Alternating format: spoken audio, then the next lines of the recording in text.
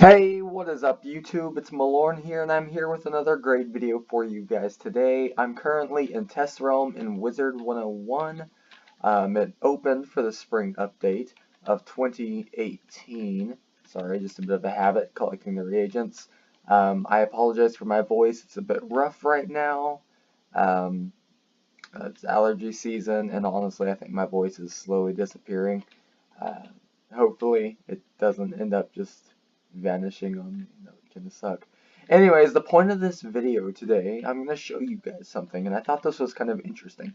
For those of you who have actually looked at the test realm update notes, or who are able to look at the test realm update notes, you'll notice that there was an introduction of two new reagents, iridium and palladium.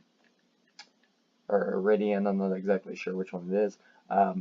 Iridium or palladium, and they also have platinum, but that's been in the game for a while previously, and this had always confused me. Previously, platinum was only acquirable from the clock tower gauntlet, but it is now transmutable. Alright, you can transmute platinum. Platinum can't be used to make very much stuff. I'm not exactly certain if they have any recipes where platinum is used for anything yet. I think there might be one or two out there, but other than those, there's really not all that much.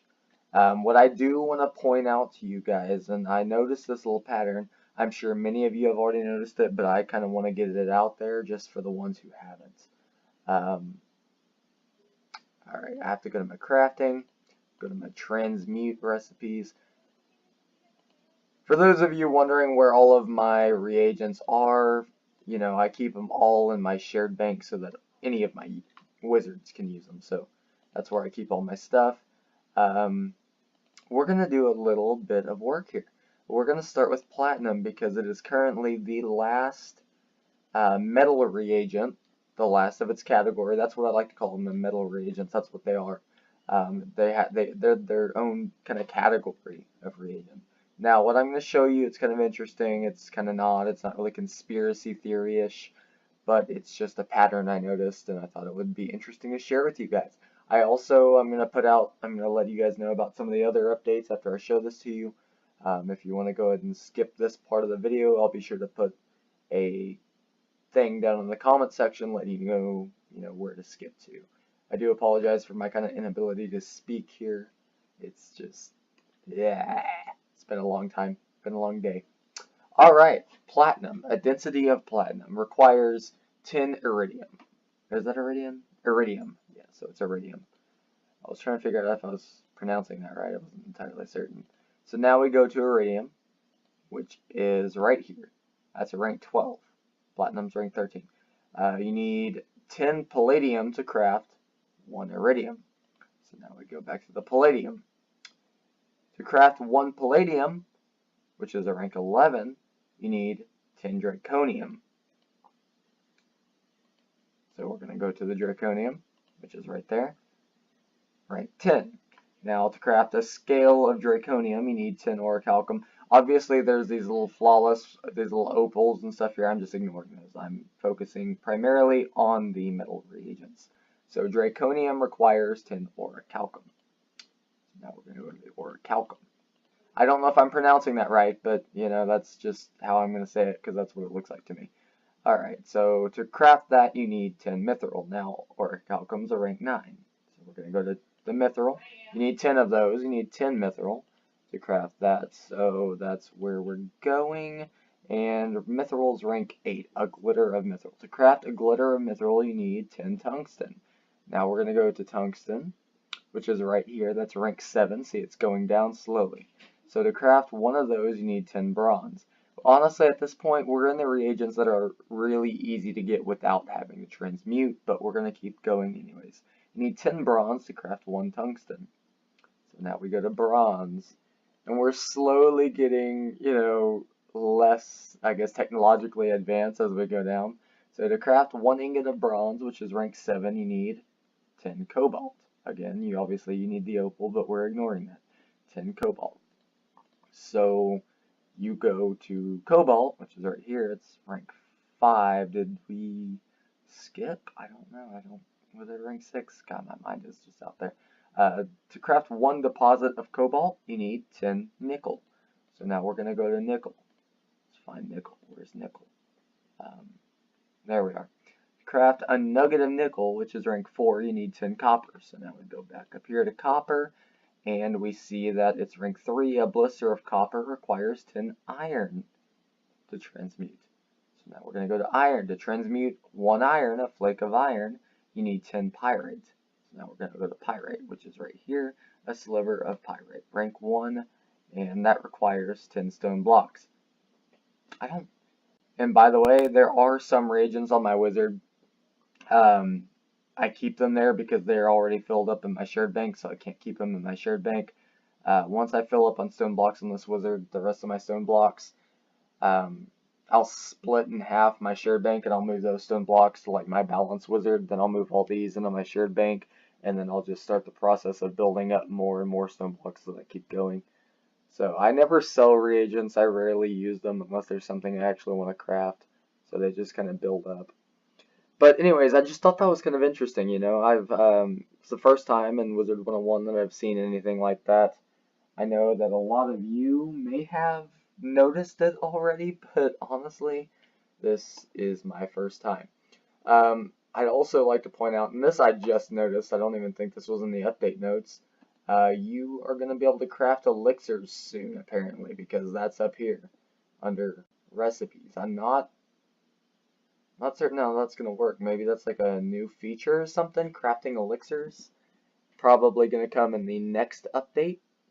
So, like, I'm guessing the one after, or the one for Imperia Part 2, since I don't know why they keep doing it. It's so annoying, but they split it in half again. Freaking Chrysalis Part 1, Part 2, Imperia Part 1, Part 2. It's just, what are you doing, KI? Make up your mind. Alright, a few more of the updates. I think the big part of this update is the pets. And I am so bad with pets, oh my. But we're going to go ahead and explore that anyways, because it is the major part of this spring update. It is the biggest thing as of yet, the pets. Obviously, they have the new loading screens. I freaking love this one. It's incredible. Like, just look at that. Gamma, and they look like they're just ready to save the world. Like, they're watching through their little crystal globe looking for the true wizard who's going to save us all. And then they see you. Alright, so now we're going to go to Pet Pavilion, so we can do our thing there, because that's where the vast majority of the new update is. By the way, if my voice gets like really quiet, that's also because I'm looking at my phone right now. Someone recently came back into my life, and I've been texting them. So, oh, this is cool. Look at that. Oh my god. You can fish off of it. That's neat. That's neat. You don't actually have to like go out in the middle of the water and scare all the fish off. I mean, honestly, not that that was all that big of an issue before, but I guess it just kind of makes it slightly more convenient. Alright, so she was supposed to have a quest for us, I guess. I mean, I don't see anything. That kind of sucks. I thought that this was going to be a quest. Maybe they just changed it. I guess you don't actually have to do anything with it. Well, boo. I don't get why they would do that, though. That's very confusing, guys. Confuses me a lot. Very confusing. Anyways, so now we're going to go to Pet Pavilion, like I said before. A little sidetrack there. I thought Renee was going to have something for us, but it turns out she's just a big meanie head. And promised that we'd be helping her, and she lied. That liar. Alright, there's that loading screen again. Apparently we looked like a great big awesome sorcerer through that freaking crystal ball.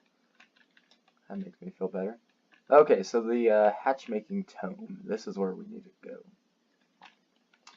So essentially what this is people, they can go in and they can offer up a pet. And a pet for people to hatch. And that person will go in and they'll take the pet. Or I'm not exactly sure how it's going to work 100%, but it's basically like a...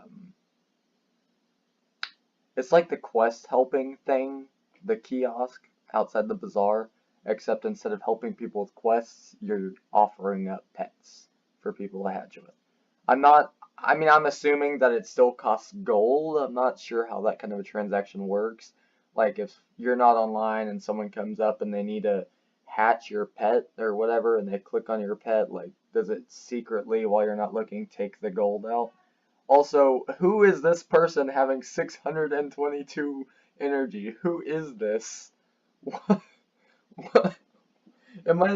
I hope I'm not the only person who notices this. What? 622. I want that so bad. Oh my. Like, I wonder. Also, that's a super random number. Like, if you're gonna, I guess, administratively cheat yourself a little bit more energy, why would you go for 622 of it? That's such a random number. You'd think it'd be like a 650 or maybe 700 or just 600. Who knows? Why 622? It's so weird. So it says to offer up to 5 of your pets to the kiosk so other players can hatch with them. The hatch peppers that you've received as a reward when other players hatch with your pets. So hatch peppers are a new reagent, actually, that you can use to craft certain recipes from Dr. Perot. I'm going to show you guys the recipes here in a sec. Once a week, there's a hatching day. On that day, a different pet is featured every hour. Find a pet to hatch with by browsing the pets that other players have offered. So you can click Browse Pets and you find the pets they've offered. See how many pets have hatched with your pets, remove your pets from the kiosk, or hatch with the pets that hatch. Or hatch with the pets that hatched with your pet. Oh my. We'll have to figure that out later. That was a lot. So that's just in the Manage Pets section. So when you offer a pet, you can come over here to manage the pets you've offered. You earn 1 hatch pepper for each pet that hatches with your pet. If no pets hatch with your pet after a full week in the kiosk, you'll earn 1 hatch pepper. Oh, okay. Select the type of pet that interests you. Click here to go back to the Hatchmaking kiosk window. So you click this little arrow here. Click here to see the highest pedigree pets in the kiosk. So if you're looking for some darn tootin' decent pets, that's where you go. Click here to see all the pets in the kiosk of the selected type. So browse pets by type. I'm not sure what the types are going to be, but who knows. So next, select your pet by cycling through your adult or older pets. So I'm guessing this is like when you want to choose the pet that you're going to put in there. Cycle through the kiosk pets until you find a pet to hatch with. Kiosk pets are sorted by pedigree. So that's the pedigree right there. If another player's pet hatches with the kiosk pet while you're browsing pets, it will be unavailable to hatch with your pet. So if someone else is hatching with the pet already, you're not going to be able to hatch with it. And I think they said it was like an hour that you have to wait before it can be hatched with again. Click here to go back to the main Hatchmaking kiosk window. So you just click the little back thing there. The gold cost to hatch these pets. So it does still cost gold. I'm not sure again if you, like what happens if you don't have any gold in your account. I'm guessing that whenever you put a pet into the kiosk, it automatically takes, maybe like a certain amount of gold, like almost a down payment or something. I'm not sure how that's going to work, because if I remember right, when you hatch pets, both sides have to pay gold. I'm not sure if this makes it where like the other person has to pay the full amount, or how that's going to work. Obviously, this is a new feature, who knows. Click the hatch button to hatch the pets. You must have enough gold, backpack space, and a hatching slot. Alright, this is a list of your adult or older pets. So this is offering pets now. So this should tell us, I'm guessing, if it takes gold or not. When you offer your pet, the kiosk takes a genetic scan of your pet. You may use your pet normally. Changes to your pet aren't reflected in the kiosk. Selling, trashing, or transferring your pet to the shared bank will cause the pet to be removed from the kiosk. So essentially, if you take your pet off of your wizard, it's not going to be available, obviously. That just tells you to go back. Click here to offer the selected pet to the kiosk. You can also double click the pet's name to offer them. So if you wanted to offer Baby Sierra, that's a dragon pet, you would click on Baby Sierra. You could double click it or click it once and then click offer pet, and it would be available to anyone who needed it or wanted it. Manage pets. So this is a list of all the pets that you'd be offering up. This is a list of your pets that you have in the kiosk. It tells everyone what kind of pet they are. It says the pet status. So this one has already hatched 59 minutes, so it can't hatch for another 59 minutes. Your pets are automatically removed from the kiosk after 1 week. Click here to see the pets that hatched with your pet. If you'd like, you may hatch with them. So it says my hatches. I'm not sure what that means, that last part. If I remember it, I think you can hatch with your own pets too.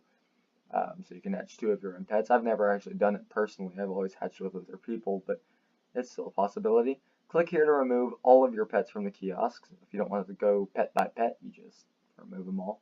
Click here to remove the selected pets. So if there's just one pet you want to get rid of, you can click there. And again, there's another back arrow. Seems to be a lot of those. Okay, so that just teaches you how to do everything. Now we're actually going to look inside the hatchmaking kiosk. The hatch of the day apparently is a phoenix pet, so 38,000 gold. I don't have enough gold. Yeah, I don't know why I'd want this pet anyways, and I really have absolutely no need for it, but it's there in case I wanted it. Although it does have fairy friend, and I do like whenever things have fairy friend. Make a sprite, so it looks like a starter healing pet for a fire wizard. Okay, browse pets. We'll go ahead and we'll start look. Oh wow, there's already a lot of pets in here. Yeah, so I mean this is going to be perfect for people who are looking to, expand their collection, like the Charred Grimhorn. Isn't that a PvP pet? Burning Dryad? Hybrid, that's a hybrid pet right there that someone's already offering. The Fire Bat, there's a Fire Serpent. I'm not even sure what that is. That's a Fire Wardle. I mean, come on. They did state that you would not be able, or certain Crowns pets wouldn't be available, so you wouldn't be able to hatch with them from this thing. But it looks like there's still a really good, there's a decent repertoire here.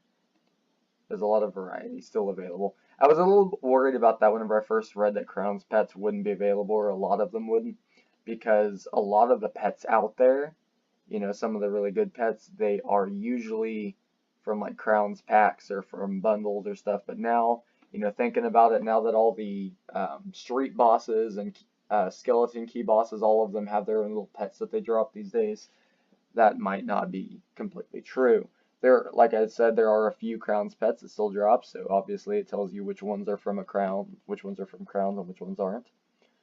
Infernal Chimera, that's a hybrid. Oh, that is so awesome. Yeah, so I already know I'm going to love this. I don't usually train pets, but I do collect them. So personally, this is definitely quite the incentive to actually start training a lot of the pets that I currently have and don't currently use. And, at the same time, it would be helping everyone else out if I had a pet that someone else might want. So Storm Pets, Blue Cat Thug, Blustering Scamp, Burninator. These are all pets that people, ooh, I want that so bad. Look at that baby. Charging Bull. Oh, that's so cool. Oh my god.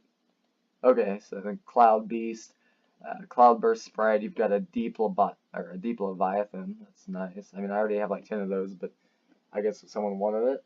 Ivanenko's Tiger. That's another one of those pets. This one drops in Polaris from a guy literally called, I think it's like General Ivanenko, and he's one of the wandering bosses, so he just kind of wanders in circles with the street mobs. Fatezilla, that's a hybrid, so that's its own little thing. Apparently Frankenbunny does count, so if anyone puts a Frankenbunny up there, you can get yourself a Halloween pet. Those are usually limited to seasons, but obviously they're hatchable too. Furious Crocomummy, Grimzilla. It goes on and on. Lord of Spring, I've been wanting to get one of these so bad too. I really hope a lot of these are available whenever I start. Because I'm definitely, now that I'm seeing some of these pets, I'm definitely going to be using this a lot more. This is going to get me into pets. I know it is, because this is so cool. I want the Lord of Spring, I already have one of these, I think. Purple Globulin, it drops in Imperia in the last area, if I remember right. They're really weird looking. I don't think they have very good stats either. I'm not sure if they're good pets or not. But yeah, the Lord of Spring, the where was it? The Charging Bull. A lot of these freaking hybrids are just so awesome, and I don't have any hybrid pets, so it'd be really cool. Apparently, this is a hybrid too. It's like a storm version of the Efreet. So what else do we have? I mean, Rain Beetle, Rain Coral. A lot of people have that. I have one of those. Spellrit Screamer. Now, I already have all the Spellrit pets available. I made sure to farm for those whenever they were out and about. Stained Glass Roller. I've never seen that before. That's nice. That, I feel like that's probably another one of those pets that's dropped from a roaming boss. Maybe a Mirage boss. Triton, obviously any Storm Wizard has that. I like that you can also hatch with pets that aren't hybrids, but like they're outside of your school. Because technically you can literally do everything except for equip those pets. You know, you can actually have them on your account, you can put them in your castle. So like, if I had the Hydra pet, I could put it in one of my castles and use it as a decoration, but I couldn't equip it, you know. Fabled Grimoire. So let's see what the hybrid, let's look at some of the hybrid pets in here. There's 11 pages of hybrid pets currently. That's crazy. Creeper, that's a freaking pet. I mean, there's so many pets out there that I didn't know existed, you know? I didn't know these were things, so many of these. I mean, this is just going to open up a lot of possibilities, and I've got hundreds and hundreds of pets on my wizard. So this is going to be cool. Infernal Chimera, Spellproof, Sealed Charm, Sprightly, Spell-Defying. At the same time, this is also going to help the people who previously had to go in here, like me, who had to go in here and beg people for pet hatches, you know. And yes, at freaking level 125, I was in the, you know, the hatchery begging. I wasn't begging, I was just like, I'd like ask everyone in there if they wanted to hatch pets, and eventually one of them would say yes. But, you know, if someone turned me down, I didn't get super upset. You kind of have to be nice with those things, you know? You can't be a complete jerk. Alright, so now we're going to go and look at what the hatch peppers, or whatever, what they can get you. Because remember, that's a new reagent, but it seems to be strictly available to, you know, only the things that you... Okay, so you can, with 250 hatch peppers, you can make a hatchmaking kiosk, which I'm guessing is just like something you can put in your castle. Okay, so, no, for the next update, you can actually, I mean, you can already do these. That's crazy. Hatch all eggs in inventory.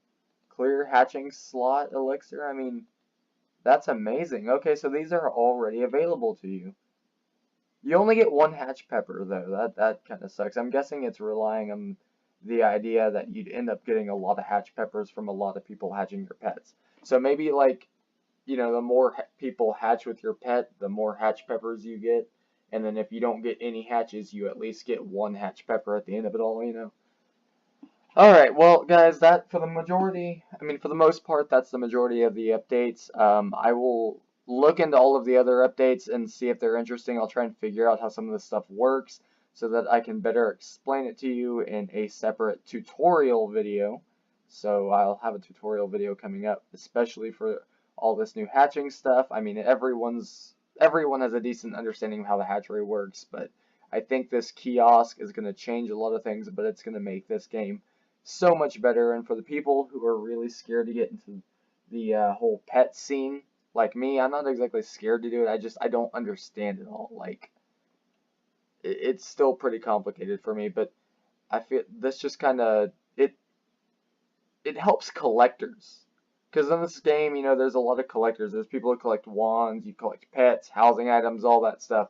And KI hasn't really focused on that, but with this update, they're focusing a lot more on the people who actually go out and they farm for stuff just so they can have it. You know, a lot of these people, they don't use any of these. You know, a lot of these pets, people are going to hatch these pets. They're going to try and get these pets because they're cool pets. You know, maybe they'll make a really good castle decoration or something like that.